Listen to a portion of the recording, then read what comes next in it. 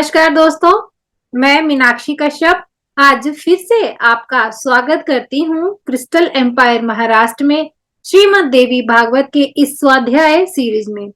आप मुझे आशा है कि आपने पिछले सभी अध्यायों का श्रवण अवश्य ही किया होगा और आपके जीवन में बहुत से परिवर्तन भी अवश्य ही आए होंगे। तो चलिए आज फिर से हम अपने इस यात्रा की शुरुआत ध्यान के साथ करते हैं। हम रोज ही ध्यान कर रहे हैं, लेकिन आज हमें ध्यान में एक परिवर्तन करना है। जब हम अपनी सांसों पर ध्यान केंद्रित करेंगे, तो हम मुंह से एम का उच्चारण ना करते हुए अपनी सांसों से एम का उच्चारण करेंगे और इस दिव्य ध्यान की अनुभूति में माँ आद्या शक्ति का धारण करेंगे, उनकी शक्ति को पूरा महसूस करेंगे। तो चलिए सभी मित्रगण, सभी ध्यानीगण अपने हाथों को क्रॉस करें, लेग को क्रॉस करें और सुखासन में बैठते हुए माँ आद्या शक्ति के ध्यान को धारण करते हुए अपने ईष्ट गुरु, माता पिता, अपने पूर्वजों को और अपने आसपास उपस्थित सभी दिव्य ऊर्जाओं को धन्यवाद करें, नमस्कार करें। माँ धरती को और पंच तत्वों को धन्यवाद करें, ब्रह्मांड को भी धन्यवाद करें। धरती माँ ने हमें धारण किया है और ब्रह्मांड से हमें जीवनी शक्ति प्राप्त होती है। इन दोनों का आशीर्वाद जो हमें प्राप्त हो रहा है, उसके लिए सदा ही दिल से नमन करते हुए उन्हें धन्यवाद करें और इस दिव्य ध्यान की यात्रा की ओर आगे बढ़ें। सांसों पर अपना ध्यान केंद्रित करते हुए सांसों से ही एम बीज मंत्र का आप उच्चारण करेंगे।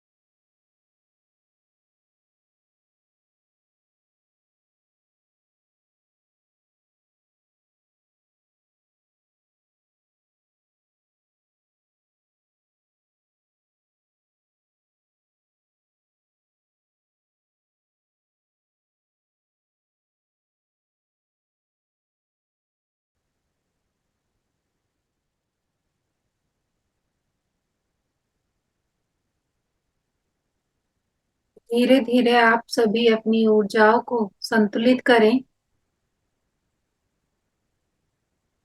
आसपास की अवेयरनेस में वापस आए।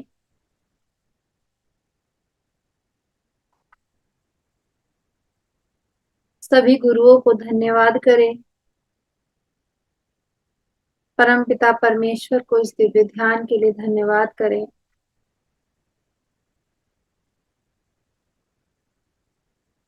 सभी मास्टर्स को thank you, thank you, thank you. अपने दोनों हाथों को रगड़ें, अपने आंखों पर रखें और धीरे धीरे अपने हाथों के अंदर ही अपनी आंखों को खोलें और बहुत प्यारी सी मुस्कान के साथ इस दिव्य ध्यान से बाहर आए। तो आशा है मित्रों, आज आपने अनुभूति अवश्य ही करी होगी अपनी सांसों में एम का उच्चारण करने के बाद। तो चलिए आज हम तृतीय स्कंद के 13वें अध्याय त्रयोदश अध्याय की ओर आगे बढ़ते हैं। हमने पिछले अध्याय में जाना था कि कैसे वह राजा अपने आप को धिक्कार करते हुए अपने पिता के राजा जन्मेजय अपने पिता के नरक में पड़े रहने के लिए बड़े परेशान थे और वह उन सभी उपायों को करना चाहते थे जिससे उनकी पिता की मुक्ति हो।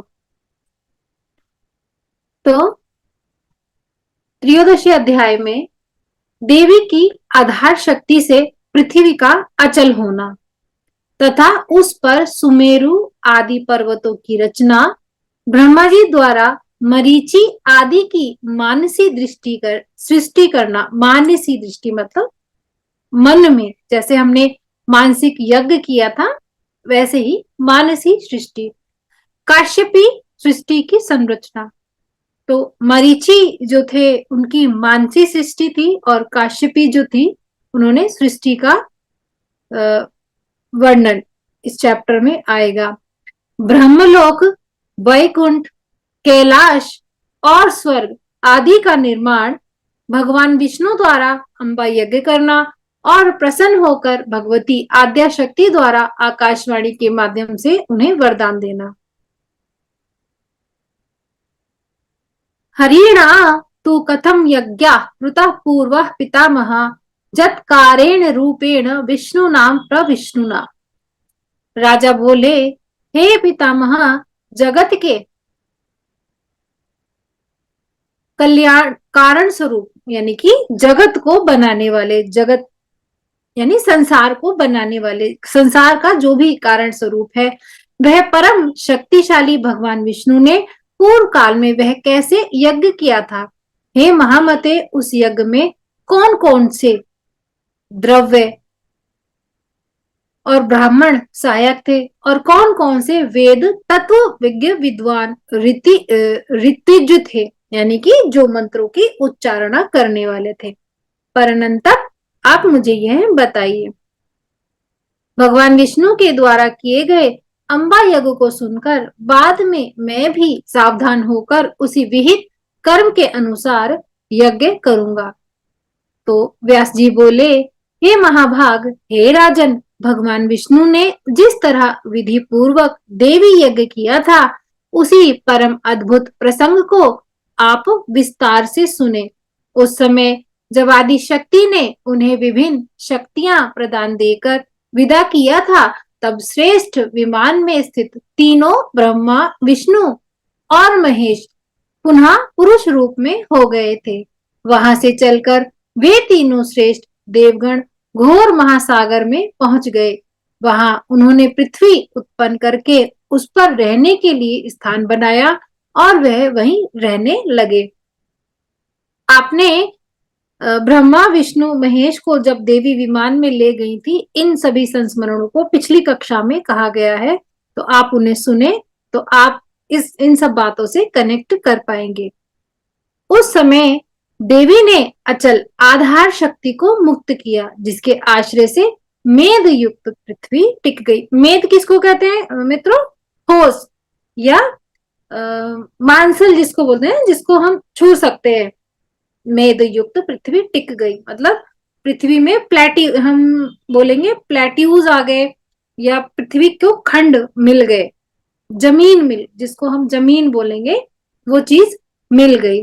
मधु कैटव के मेद का संयोग होने से पृथ्वी को मेदनी कहा गया। धारण करने की शक्ति होने के कारण उसे धरा किया गया। अर्थात जब भी आप किसी चीज पर, पानी के अंदर अगर नाव चल रही, पानी के अंदर हम नहीं जा सकते, लेकिन जब पानी में नाव चलती है तो हम उसमें डूबते नहीं है। तो पृथ्वी में जब मेद आया, अर्थात जब ये देखिए, पृथ्वी में पहले पानी ही पानी था। इस ब्रह्मांड मतलब जो पृथ्वी, तो हम पृथ्वी को समझते क्या है ना, हम पृथ्वी को समझते ना धरा, भूमि। ये भूमि बाद में आई, सबसे पहले पानी ही पानी था। मतलब पूरा जो भी पृथ्वी लोक था वह पर केवल पानी ही पानी था। ऐसे हमारे साइंटिस्ट भी बताते हैं कि सबसे पहले पानी था। पानी के बाद यहाँ पर जब मधु कैटव का वध हुआ था, तब भगवान मधु कैटव भगवान के मैल से जो हुआ था ना, भगवान के कान से, जब विष्णु भगवान के कान से मैल निकला था, उस मैल से मधु कैटव बने थे। और उन मधु कैटव का जो वध किया था, उन्हीं के मेद से, अर्थात जब वो उनका वध हुआ, उन्हीं के मेद से यहाँ पर सारी सृष्टि, जिनके ऊपर हम टिके हुए मतलब हम पैर रख सकते हैं। यहाँ पर कहने का तात्पर्य यह है, धारण करने की शक्ति हो उसे धरा, तथा विस्तृत होने के कारण उसे पृथ्वी कहा गया। धारण, धरा, लेकिन बहुत बड़ा होने के कारण उसे क्या बोला गया? पृथ्वी कहा गया। तो आज आपको पृथ्वी को पृथ्वी क्यों कहते हैं, इन सब बातों का भी हमारे शास्त्रों के माध्यम से ज्ञान हुआ। तो चलिए हम आगे बढ़ते हैं। यह पृथ्वी महनीय होने के कारण मही कही जाती है तथा शेष नाग के मस्तक पर स्थित है। इसको यथा स्थान स्थित रखने के लिए सभी विशाल पर्वत रचे गए, जिसमें काठ, जिस प्रकार काठ में लोहे की कीले जड़ दी जाती हैं, उसी प्रकार पृथ्वी को सुस्थिर करने के लिए विशाल पर्वत बनाए गए। इसी कारण विद्वान लोगों ने उन पर्वतों को महीधर कहा, यानी कि पृथ्वी में बैलेंस बनाने के लिए पहाड़ बनाए गए। परम अद्भुत सुमेरु पर्वत सोने का बना हुआ है। वह मणिमय चोटियों से सुशोभित है तथा अनेक योजन विस्तार वाला है। उस समय सृष्टि का विकास इस प्रकार हुआ। सर्वप्रथम ब्रह्मा के विख्यात मानसिक पुत्र मारीची, सबसे पहले कौन आए? मारीची। उसके बाद नारद, उसके बाद अत्रि, उसके बाद पुलस्त्य, नेक्स्ट पुलह, क्रतु, दक्ष और वशिष्ठ आदि हुए। तत्पश्चात मरीचि के पुत्र हुए कश्यप। मित्रों, आप ध्यान से सुनते रहना और इन बातों को समझते भी रहना। तो मरीचि के जो पुत्र कश्यप हुए, दक्ष प्रजापति की 13 कन्याएं हुई। उन्हीं कन्याओं से अनेक देवता वे दैत्य उत्पन्न हुए। उसके बाद काश्यपी सृष्टि संसार में फैल गई। उस सृष्टि में मनुष्य, पशु और सर्प आदि योनि भेदों से अनेक जीव उत्पन्न हुए। जैसे हम कहते हैं ना 84 लाख योनियां, जितनी भी 84 लाख योनियां हैं, योनियों में छोटी से छोटी जीव, छोटी से छोटा अण भी, मतलब जो वायरस भी है, क्योंकि वायरस भी एक तरीके से वो, उसको जब सराउंडिंग एरिया आपका मिल जाता है, वो एक्टिव हो जाता है ना, कि वो लाइव तो है, लेकिन वो जब उसको अपना एरिया एक्टिव होने का मिलता है तो वो एक्टिव हो जाता है। तो जो भी लाइव चीजें हैं, छोटे से छोटा अणु भी, कण भी, वह किनके साथ, किनसे जुड़ा हुआ है? काश्यपी सृष्टि के कारण बना है। ब्रह्मा जी के दाहिने आधे शरीर से स्वयंभू मनु हुए, यानी कि राइट साइड से स्वयंभू मनु उत्पन्न हुए, तथा बाएं भाग से स्त्री के रूप में शतरूपा उत्पन्न हुई। इसलिए जब भी आपके राइट हैंड है तो आपके आप मनुष्य जैसे जो आपका राइट हैंड जिसको हम ईड़ा नाड़ी बोलते हैं, सूर्य नाड़ी बोलते हैं, वहां से कौन है? मनु उत्पन्न हुए। और लेफ्ट साइड जिसको हम पिंगला नाड़ी बोलते हैं हम अपने शरीर में, यहाँ ब्रह्मा जी की बात हो रही है, वहां से कौन उत्पन्न हुई? शतरूपा। एक कौन सी दो एनर्जीज हुई जो ब्रह्मा जी में से उत्पन्न हुई थी? एक मनु और शत्रुपा, अर्थात masculine energy and feminine energy. उन्हीं शत्रुपा से प्रियव्रत और उत्तानपाद नाम के दो पुत्र हुए। तीन अत्यंत सुंदर और उत्तम गुणों वाली पुत्रियां उत्पन्न हुई। इस प्रकार सृष्टि रचना करके कमल से उत्पन्न भगवान ब्रह्मा जी ने सुमेरु पर्वत के शिखर पर एक सुंदर ब्रह्मलोक बनाया। भगवान विष्णु ने भी लक्ष्मी जी के विहार करने योग्य वैकुंठ लोक बनाया। वह अत्यंत रमणीय, रमणीय मित्रों किसको बोलते हैं? जो आपको मतलब जिसमें आपका चेतना रम जाती है, इसके उसके बारे में ही सोचती है या उसके बारे में सोचकर उसे खुशी प्राप्त होती है। और शिवजी ने भी कैलाश नामक एक उत्तम स्थान बनाया जिसमें वे भूत गणों के साथ लेकर इच्छानुसार विहार करने लगे। सुमेरु पर्वत के एक शिखर पर देवलोक स्वर्ग की रचना हुई, अर्थात सुमेरु पर्वत के टॉप पर स्वर्गलोक बना। वह इंद्रलोक अनेक प्रकार के रत्नों से सुशोभित तथा इंद्र का निवास स्थान था।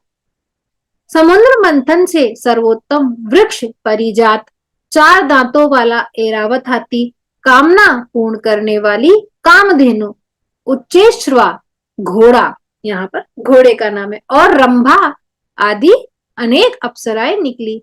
इंद्र ने स्वर्ग को सुशोभित करने के लिए इन सबको अपने पास रख लिया। धनवंतरी वैद तथा चंद्रमा भी समुद्र से ही निकले। वे दोनों देव अनेक गुणों से युक्त होकर स्वर्ग में रहते हुए शोभा पाने लगे। हे नृप श्रेष्ठ अर्थात हे राजा, इस तरह तीन प्रकार की सृष्टि की संरचना हुई। देवता, पशु पक्षी और मानव आदि अनेक भेदों से यह सृष्टि कल्पित है। अंडज, स्वदज, उपधिज तथा जरायुज, इन चार भेदों से अनेक जीवों की सृष्टि हुई है। उन सभी जीवों के साथ कर्म का बंधन लगा हुआ है। इस प्रकार सृष्टि करके ब्रह्मा, विष्णु और महेश ये सब अपने अपने लोकों में इच्छा पूर्वक विहार करने लगे। इस प्रकार सृष्टि के विस्तृत हो जाने पर भगवान विष्णु अपने लोक में लक्ष्मी के साथ विराजमान होकर आनंद करने लगे। एक समय की बात है, भगवान विष्णु वैकुंठ में विराजमान थे। उन्हें एकाएक अमृत सागर में विद्यमान तथा मणियों से सुशोभित उस द्वीप का स्मरण हो आया जहां मां महामाया का दर्शन करके उन्होंने शुभ मंत्र प्राप्त किया था। अर्थात यह वह परिस्थिति है जो हमने पहली कक्षा में जानी थी कि भगवान पत्ते पर लेटे हुए थे, तब उन्हें यह भान हो रहा था कि वह कौन है, उन्हें किसने बनाया। तब भगवती ने उन्हें आर्ध श्लोकी देवी श्रीमद देवी भागवत का वह आधा श्लोक बताया था जिसका वह मन ही मन ध्यान करते थे। उस परम शक्ति का स्मरण करके लक्ष्मीकांत भगवान विष्णु ने अंबा यज्ञ करने का मन में निश्चय किया।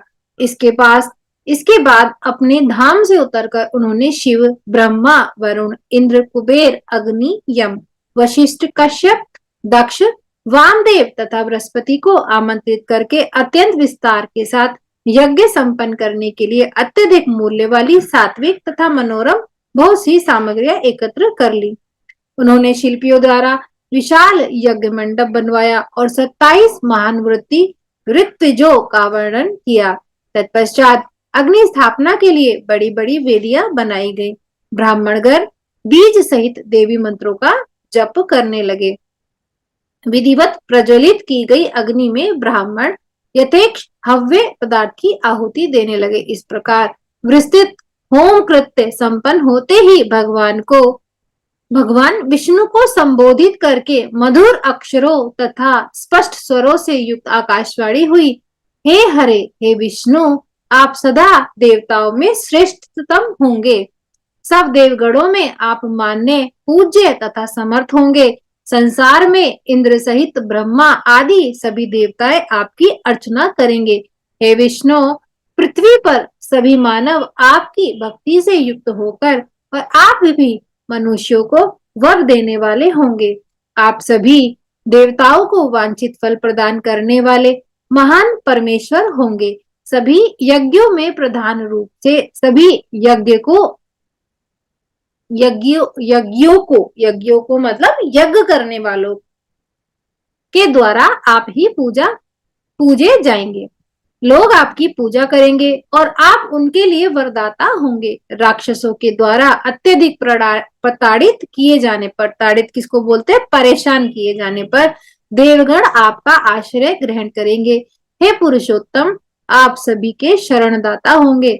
अत्यंत विस्तार वाले वेदों तथा पुराणों में आप ही पूज्यतम और महान होंगे और आपकी महान कीर्ति होगी। इस पृथ्वी तल पर जब जब धर्म का ह्रास होगा, अर्थात जब जब धर्म का व्यय होगा, धर्म का व्यय मतलब धीरे धीरे जैसे जैसे धर्म कम होगा, तब तब आप शीघ्र अपने अंश से अवतार लेकर धर्म की रक्षा करेंगे। आपके अंश से उत्पन्न वे समस्त अवतार पृथ्वी पर अत्यंत प्रसिद्ध होंगे और महात्मागण आपके उन अवतारों का सम्मान करेंगे। हे माधव, नानाविध योनियों में आपने आपके द्वारा ही लिए गए अवतारों में आप सभी लोकों में विख्यात होंगे। हे मधुसूदन, उन सभी अवतारों में मेरे अंश से उत्पन्न शक्ति सदा आपकी सहचारणी होगी। वह शक्ति वाराही, नारसिंही आदि भेदों से अनेक प्रकार की होगी। वे शक्तियां सभी प्रकार के आभूषणों से अलंकृत, भव्य स्वरूप वाली, नानाविध शस्त्रों से सज्जित होंगी, अर्थात और अस्त्रों से, शस्त्र भी और अस्त्र भी। हे विष्णु, आप उन शक्तियों से सदैव युक्त होंगे। हे माधव, मेरे द्वारा प्रदत्त वरदान के प्रभाव से आप देवताओं के समस्त कार्य सिद्ध करेंगे। आप लेश मात्र भी अभिमान करके उन शक्तियों का कभी भी अपमान नहीं कीजिएगा, अपितु हर प्रकार से प्रयत्न पूर्वक उन शक्तियों का पूजन तथा सम्मान कीजिएगा। समस्त कामनाओं को प्रदान करने वाली वे शक्तियां भारतवर्ष में मनुष्य द्वारा विविध प्रतिमाओं में प्रतिष्ठित होकर पूजी जाएंगी। हे देवेश, उन शक्तियों की तथा आपकी कीर्ति पृथ्वी मंडल पर तथा समस्त 7 द्वीपों में प्रसिद्ध होगी। 7 द्वीप कौन से हैं मित्रों? 7 कॉन्टिनेंट। पूरे पृथ्वी पे जो भी 7 कॉन्टिनेंट है वहां पर 7 द्वीप, यही 7 द्वीपों का वर्णन हमारे शास्त्रों में भी है। हे महाभाग, भूमंडल सकाम मनुष्य अपने मनोरथ को पूर्ण करने के लिए आपकी तथा उन शक्तियों की निरंतर उपासना करेंगे। हे हरे, वे लोग अर्चनाओं में अनेक भावों से युक्त होकर नानाविध उपहारों, वैदिक मंत्रों तथा नाम जप से आपकी आराधना करेंगे। हे मधुसूदन, हे देव देवेश, मनुष्यों के द्वारा सुपूजित होने के कारण आपकी महिमा पृथ्वी लोक तथा स्वर्ग लोक में वृद्धि प्राप्त होगी। व्यास जी बोले, इस प्रकार भगवान विष्णु को वरदान देकर वह आकाशवाणी चुप हो गई। उसे सुनते ही भगवान विष्णु भी प्रसन्नचित हो गए। तत्पश्चात यज्ञ का विधि पूर्वक समापन करके तथा उन देवताओं, ब्रह्मपुत्रों और मुनियों को विदा करके सर्वसमर्थ गरुड़ ध्वज भगवान विष्णु अपने अनुचरों के साथ वैकुंठ लोक को चले गए। तदनंतर विस्मय के साथ यज्ञ विषयक वार्ता करते हुए वे समस्त देवता अपने अपने लोकों को, मुनिजन अपने अपने पवित्र आश्रमों को अति प्रसन्नता पूर्वक चले गए। आकाश के पार्श्वभूत उस कर्ण प्रिय मतलब जो आपके कानों को प्रिय हो, वह कर्ण प्रिय कहा जाता है, तथा परम विशद वाणी को सुनकर सबके हृदय में परा प्रकृति की प्रति भक्ति भाव उत्पन्न हो गया। मुनीन्द्रो, अतः वह सभी ब्राह्मण और मुनिजन भक्ति परायण होकर उन भगवती का पूजन करने लगे जो वेद शास्त्रों में वर्णित है तथा संपूर्ण वांछित फलों को प्रदान करने वाली है। इति श्रीमद्देवी भागवते महापुराणे अष्टादश संहितायां तृतीय स्कंदे अंबिका मखस्य विष्णु अनुष्ठान वर्णम नाम त्रयोदशो अध्याय। अब हम चतुर्दशो अध्याय की ओर आगे बढ़ते हैं। देवी महामात्य से संबंधित राजा ध्रुव संधि की कथा। ध्रुव संधि की मृत्यु के बाद राजा युधाजित और वीरसेन अपने अपने दो हितों के पक्ष में विवाद। जन्मेजय उवाचा श्रुतो वै हरिणा कलृप्तो यज्ञो विस्तरतो द्विजा महिमामान तथाम्बाया वद विस्तरतो मम। जन्मेजय, हे द्विज, मैंने विष्णु द्वारा किए गए देवी यज्ञ के विषय में विस्तार पूर्वक सुन लिया। अब आप मुझे विस्तृत रूप से भगवती की महिमा बताए। हे विपेंद्र, देवी का चरित्र सुनकर मैं भी वह उत्कृष्ट देवी यज्ञ अवश्य ही करूंगा और इस प्रकार आपकी कृपा से पवित्र हो जाऊंगा। वेद व्यास उवाचा शृणु। शृणु मतलब सुनने। राजा सुनो। शृणु राजन प्रवक्ष्यामि देव्याश्चरितम् उत्तमम् इतिहासं पुराणं च कथयामि सुविस्तरम। व्यास जी बोले, हे राजन सुनिए, अब मैं भगवती के उत्तम चरित्र का वर्णन करूंगा। मैं इसके साथ साथ इसके विस्तृत इतिहास का पुराण भी आपसे कहूंगा। कौशल देश में सूर्यवंश में एक महान तेजस्वी श्रेष्ठ राजा उत्पन्न हुए। वह महाराज पुष्य के पुत्र थे और ध्रुव संधि के नाम से विख्यात थे। वे धर्मात्मा, सत्यनिष्ठ और वर्णाश्रम धर्म की रक्षा के लिए सदा तत्पर रहते थे। पवित्र व्रतधारी वे ध्रुव संधि वैभवशालिनी अयोध्या नगरी में राज्य करते थे।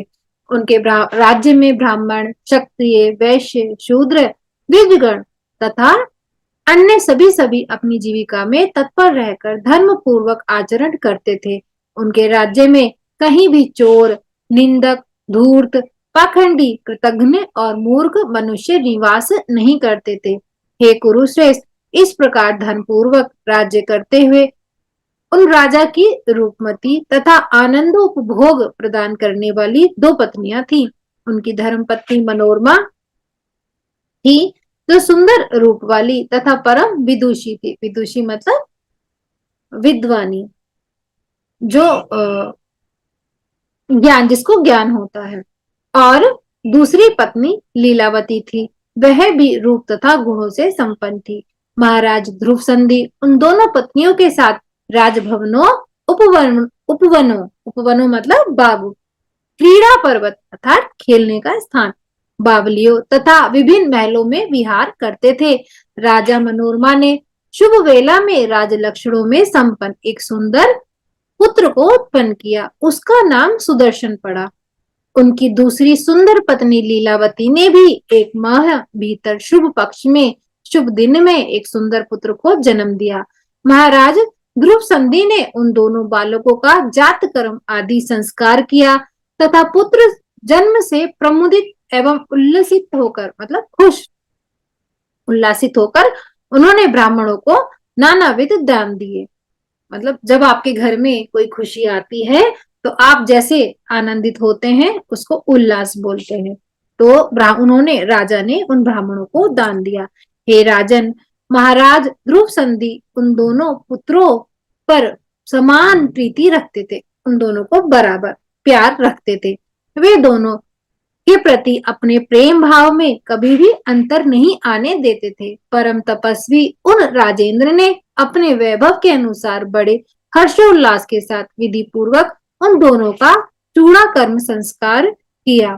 चूड़ा कर्म संस्कार हो जाने पर उन दोनों बालकों ने राजा के मन को मोहित कर लिया।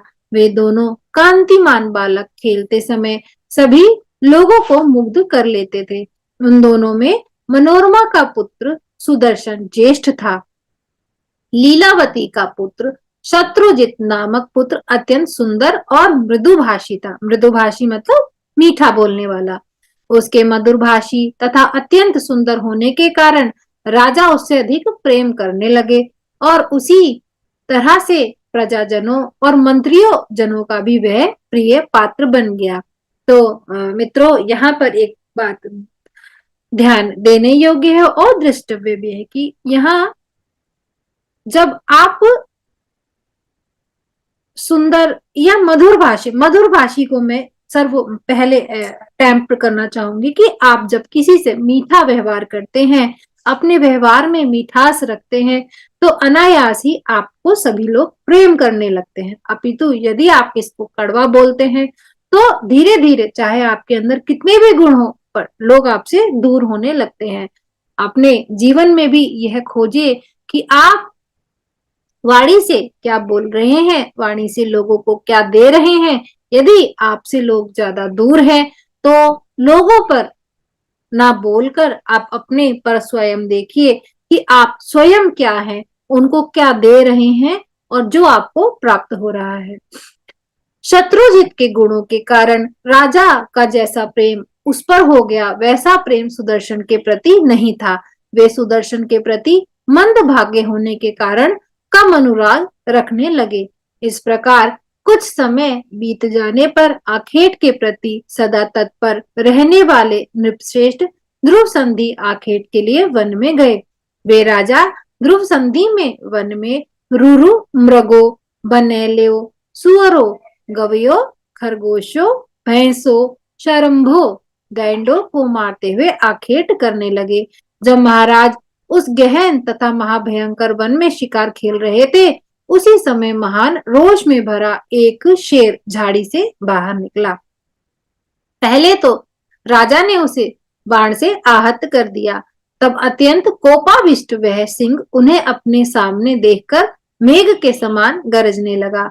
अपनी पूंछ खड़ी करके गर्दन के लंबे केशों को छितराकर अत्यंत कुपित वह सिंह राजा को मारने के लिए छलांग लगाकर उन पर झपटा।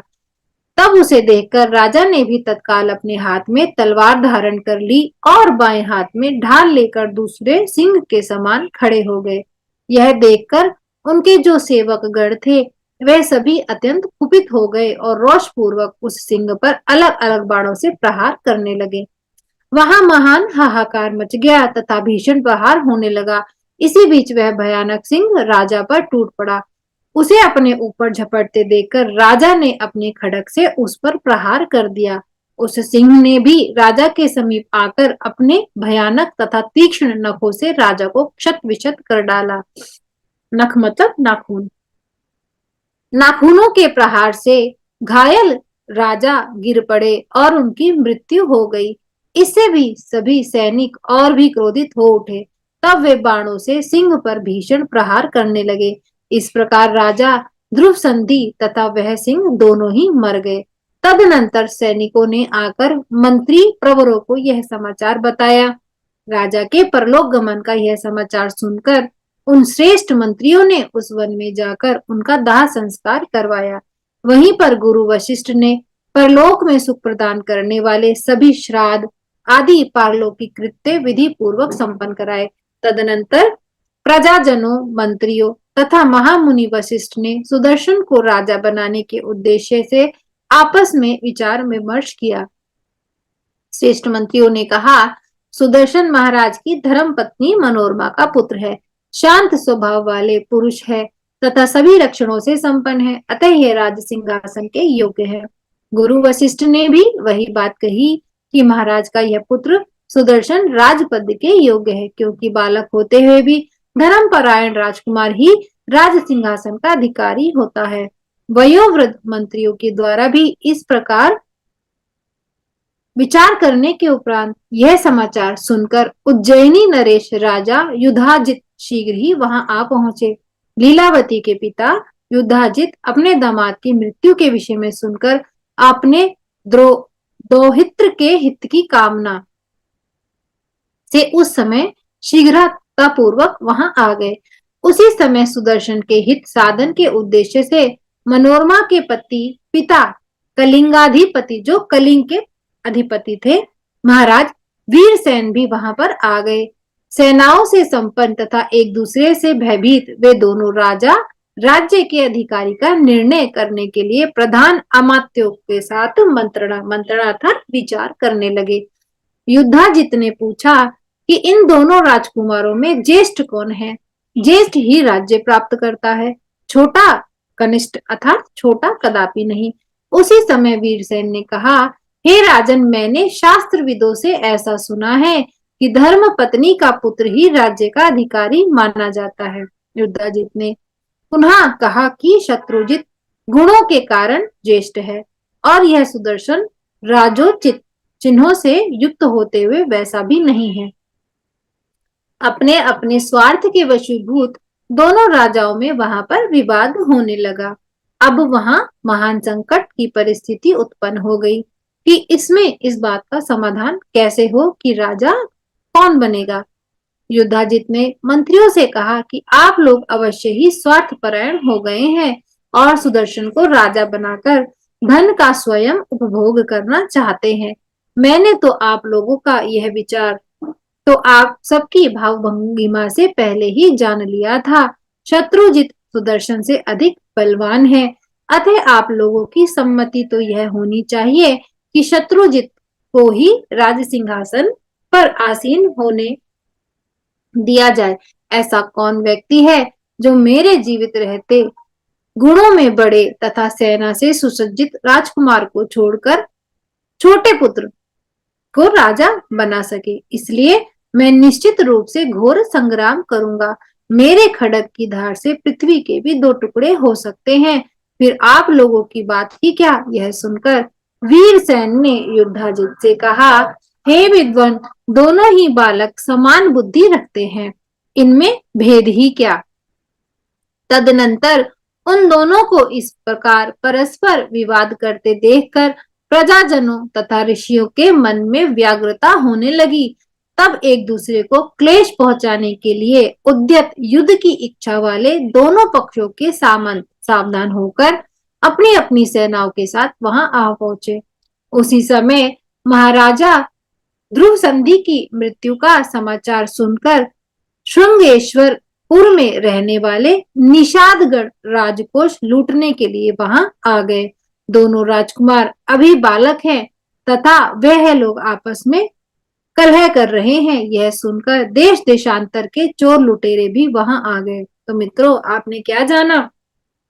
आपने जाना कि आपके घर की कोई भी समस्या हो, वो आपके घर के अंदर ही रहनी चाहिए। यदि वह क्लेश घर के बाहर जाता है तो बाहर के जितने भी लोग होते हैं आपसे उसका फायदा उठाते हैं।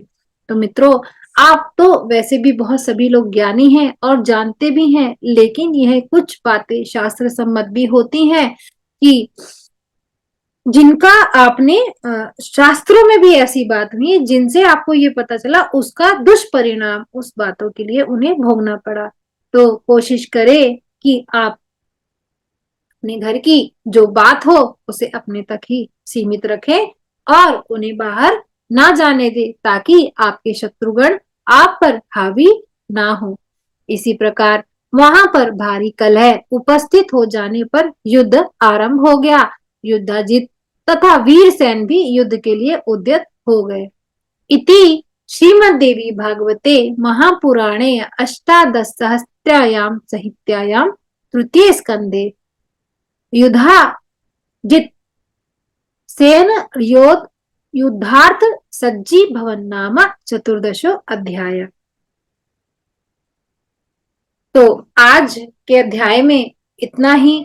हम कल के अध्याय में फिर इस दिव्य यात्रा को, इस कथा को आगे बढ़ाते हुए कल हम फिर से मिलते हैं। आज के लिए मैं आपसे विदा लेती हूँ। आप सभी को इस कथा को सुनने के लिए दिल से बहुत बहुत धन्यवाद। माँ आद्या शक्ति का, पराशक्ति का आप पर सदैव आशीर्वाद बना रहे। आपका दिन शुभ हो और आपको अपने जीवन की सभी मनोकामनाएं आपके हित में हो। आपको माँ का आशीर्वाद हमेशा ही प्राप्त हो, ऐसी मैं माँ से प्रार्थना करती हूँ। तो कल फिर मिलते हैं। धन्यवाद।